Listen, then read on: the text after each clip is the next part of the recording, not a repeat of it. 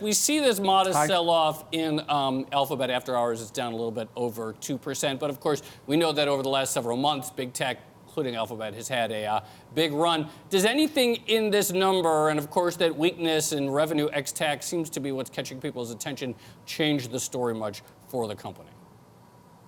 Well, I think the big number, too, is that ad revenue number that came in $37.9 billion. I think the street was looking for $38.1 billion, so that was a little bit below expectations. And you guys probably remember last week when we had those Facebook numbers, and even though Facebook posted a 25% jump in their ad revenue number, it was a little bit lower than what they had earned or grown at the previous couple of quarters, and they sold the stock down. So I wouldn't be surprised if we're getting a little bit of fallout from that Facebook reaction into those Google advertising numbers, because everyone seems very concerned that there's been like a sequential slowdown in terms of growth in that ad space. And I think that's one of the things that's probably weighing on the stock a little bit right now, because everybody was so keyed on that after that Facebook number. Yeah, that's interesting perspective. Obviously, a lot of folks paying to ads. They did break out, as Joe said, some of their other businesses for the first time, including that YouTube ads, $15 billion in 2019. Is that a surprise to you?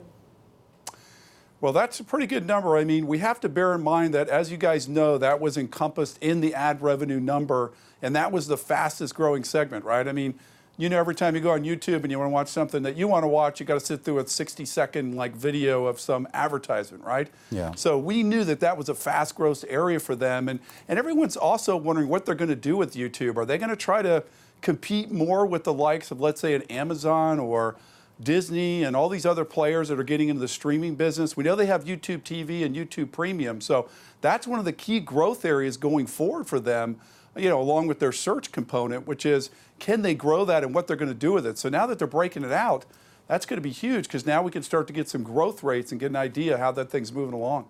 The other number that they break out is the cloud revenue, $2.6 billion. You know, they're considered, I think, to be like a third player, with Microsoft and really Amazon dominating this space. Do you anticipate that they're in a position to take meaningful market share gains in cloud? Well, didn't they do a little over $2 billion, I believe? I heard the number, you read it out earlier. The estimate on other revenue was about $8.6 billion. And to answer your question, I think they are starting to get some traction. They invested about $25 billion last year to really build out their data centers throughout the world to compete directly against Microsoft's Azure and Amazon's AWS. At one point in time, they only had about 4% market share. Their run rate a couple of quarters ago was about $8 billion on GCP. So I think they are slowly starting to gain some traction. But I think at this point, to be honest with you, it's still kind of a two-horse race, right? Microsoft Azure and Amazon's AWS, they're catching up, but they still got a long ways to go. All right, Dan, let's talk a little bit about some of the regulatory and legal issues with this company. I mean, Sundar Pichai obviously still has to sort of confront these things. I believe Google lost its lead lawyer a couple of months ago. What do you make of this? Do you think that this could be an impediment to their future growth?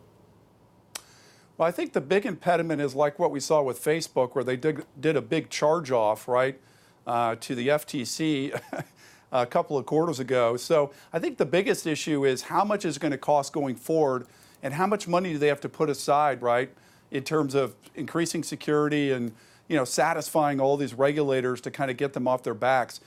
It's a very complicated case. I'm sure you guys remember back when Microsoft was being a same issue. Everybody thought they were a monopoly. It was in the late 90s, and they ended up kind of getting a slap in the hand, and nothing really happened. So, you know, at this point, it's still early to tell what the ramifications are going to be. But obviously, it is something we have to keep an eye on with the company and the stock in terms of how regulators are coming after them. But the biggest issue is how much do they have to write off, and how much do they have to spend to kind of satisfy these people, you know, that they feel comfortable with their model. Big picture, you were talking about Facebook earlier.